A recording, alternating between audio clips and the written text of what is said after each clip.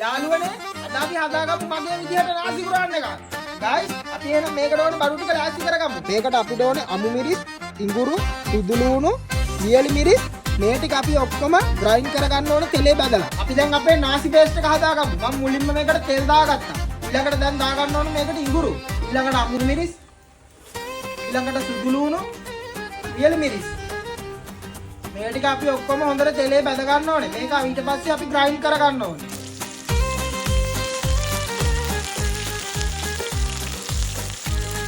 දැන් මේක හොඳට තෙලේ බැදිලා තියෙන්නේ. අපි දැන් මේකට පුහුණු සුදු දානවා.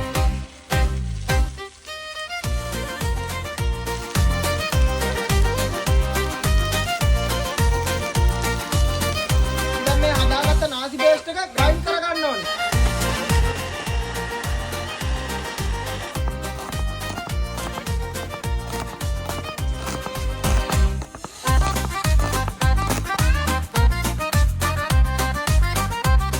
අපි දැන් මේ නාසි කුරාන්න එකට මේ තෙල් ටික දාලා අපි දැන් මේ චිකන් ටික බද ගන්න ඕනේ. ලුණු ගම්මිරිසුයි දාලා පැයක් විතර තිබ්බ සීසන් වෙන්න. තෙල් දාගමු.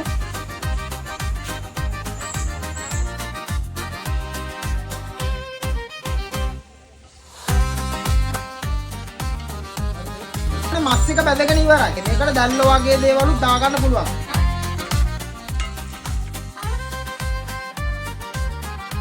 අපි දැන් නාසිය ගහගමු. අපි මේක අර චිකන් මාළු බැදගත්ත තෙල් එක ඒකම අනිවාර්යෙන් මේකට දාන්න. මේක දැම්මම පුදුම රසක් තියෙනවා.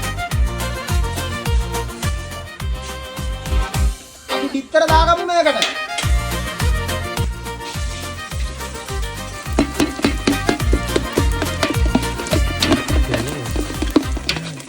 එනසා කරාබුලට දාගමු. අද මම මේක හදන්නේ අපේ පොඩි අක්කලා මාව බලන්න ආව දුර ඉඳන්. ඒගොල්ලන්ට තමයි මම අද මේ කෑම එක හදන්නේ.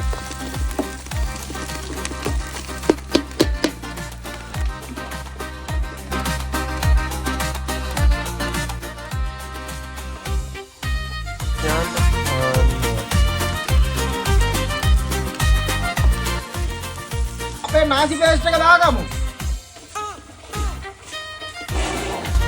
අපි දැන් මේකට අවශ්‍ය ප්‍රමාණයට ලුණු ගම්මිරිස් දා ගන්න ඕනේ. අනිවාර්යෙන් දාන්න ඕනේ. දැන් මේ තමයි රටකජු. මේක ග්‍රයින්ඩ් කරලා අරගන්න.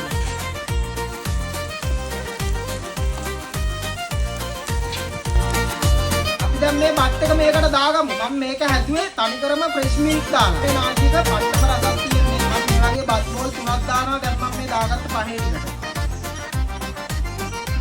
දැන් අපි අර බැදගත්ත මසුල් මාළුයි ටික මේකට ඇඩ් කරගමු.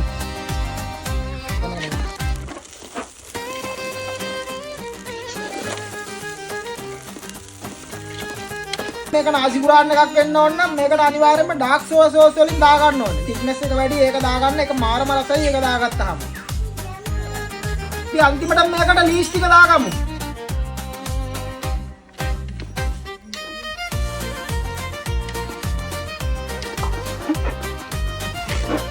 අපි කෑම ඔක්කොම හදලා ඉවරයි. මේ ඉන්නේ මගේ අක්කගේ බබා. ආසියන් කන්න. යන්නේ කියා.